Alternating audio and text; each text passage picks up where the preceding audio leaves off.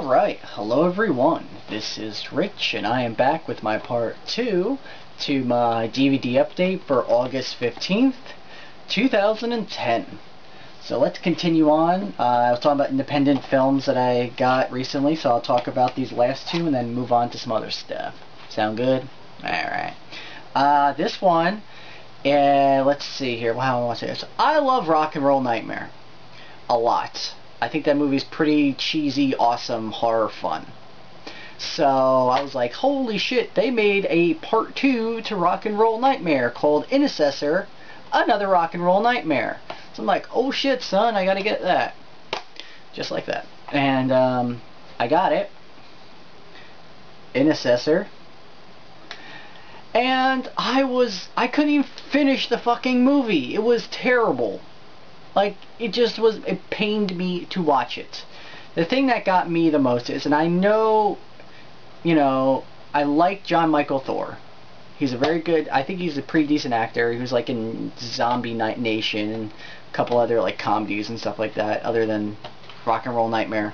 But, it just seems like they should have got a guy that looked like the Intercessor and not John Michael Thor now to play the character that's in as the Intercessor, because it doesn't look good for me. I don't know, it just didn't look good, and the story was weird, and like it's hard to follow. It was like this kid who's like crippled, and like apparently he's like dreaming of the Intercessor and like making comic books out of it. Then all the shit that is in the comic book comes to life, and then like her life like aunt turns into like weird zombies from like Zombatron or some shit, or some sort of zombie name. And like it just wasn't good. I had to finish it, but I bet you $1 million this is going to be my honorable mentions for the 5 worst movies that I own and coming in October. This is going to be definitely an honorable mention before I start viewing them.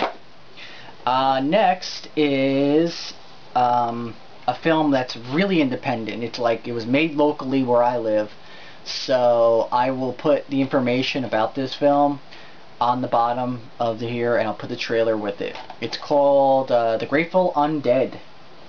Kind of like ghoul zombie hippies are attacking slackers and like Generation X kids in the early 90s.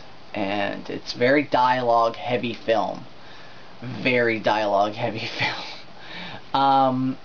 That's the only thing that really hurt this film, is that it was immensely dialogue heavy, and it should have had more comedy elements in it. And the thing that's called the Grateful Undead, and they're not really zombies, they're like these like weird, like almost Dracula like ghouls that just feed off of other people. Because they don't seem like they're zombies, because they're very cognitive and they have like powers and shit like that. It's not bad though. I mean I've actually seen worse films. I've seen, she's seen Suburban Sasquatch. That movie's terrible. I mean, this movie's at least 2 notches above Suburban Sasquatch. But my next review, which is going to be next week, I'm setting the fucking date to do it, because if I don't set a date, I'm not going to fucking do it. It's going to be this film. They asked me to do a review for it, so I'm going to review it. So yeah, I'm going to do a review for it, and it's going to be pretty decent. I'm going to put like little clips and stuff, like nothing crazy, but like a 10-minute video at the most, I would hope. So yep, pretty good stuff. Let's continue on. I have 1, 2, 3, 4. This might be 3 videos there, kids. So let's continue on. This one, I forget his name that's on YouTube. I think it's called like J of the Dead or JD of the Dead. Josh Terry. If you know who Josh Terry is, if you're part of the DVD people that watch stuff like this, you'll know who Josh Terry is. I think it's JD of the Dead, if I'm not mistaken, though, on YouTube. We traded films. He got like 555 and like a couple others from me, Sledgehammer, whatnot. And he traded me that for the Ringu anthology, which I didn't watch all of them yet, because they're just, it's hard to get them all. But I did watch Ringu, Ringu 2, and I started watching Ringu 0, which is like the prequel, but it was very hard to follow.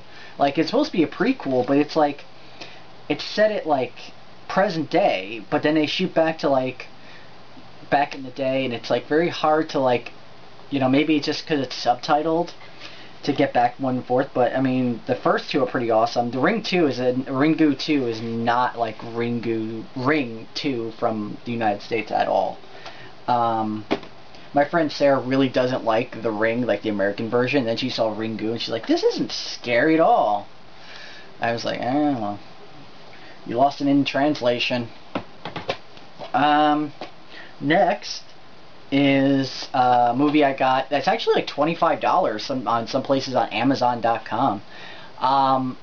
This is actually pretty decent. It's called Trick or Treat, not Trick or Treat. The old one from the 80s. Has I think Skippy or some shit from Family Ties in it. It says it has Gene Simmons and Ozzy Osbourne in it. They're not really in it. They're in it for like 10 minutes, and that's it. So, yeah. Definitely isn't that terrible. So it's about like a metalhead kid who goes around and he likes metal, and he likes this one guy called Sammy Kerr, and he dies, but apparently he puts his like soul on a record or some shit. He like sells his soul to the devil and like puts his soul on one record to be played at like this high school gathering that he was a part of. And like he gets out of the record and starts like killing people that Skippy, or whatever his name is, from Family Ties is like, you know, his enemies and shit. It's a very interesting film, and it's very enjoyable, like very slapsticky 80s, you know, kind of a film. Next is one of those 4-packs of films that, you know, you find at like weird places. This is a FYE for $2. And the only reason I got it is because it has Hard Dracula on it, which I've heard just terrible things about.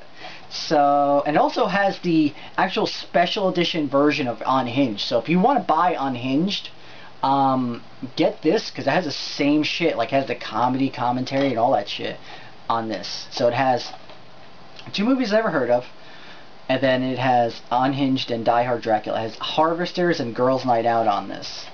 So yeah, it's a 4-pack, and it comes on like, you know, one has one side, one on the other.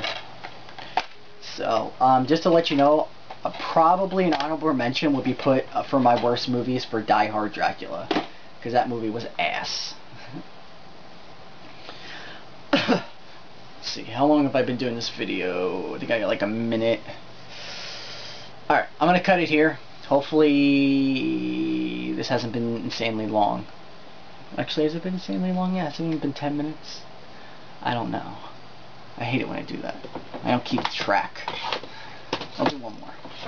So if this gets weirdly cut, I do apologize. So yeah, Forgetting Sarah Marshall. This movie I really didn't watch at all. I was like, oh, this movie's stupid. It's one of those romantic comedies that are ass. And it was very, very, very good. It was written by Jason Segel, who also wrote the Get Him to the Greek movie.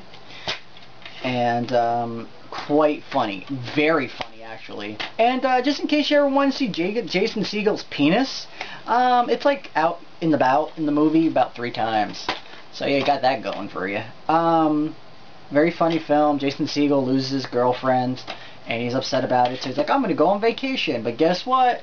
Girlfriend's at the vacation spot with his new boyfriend, and then he gets like together with Mila Kunis. And it's just very funny. I'm explaining it terribly, but it's very funny. And at the end, there's Dracula puppets. So yeah. So that's it for right now. Hopefully this isn't terribly long or terribly short. I think it's like 10 minutes. So I'll be back in a second here with my part 3. So apologize for it being that long. Bye.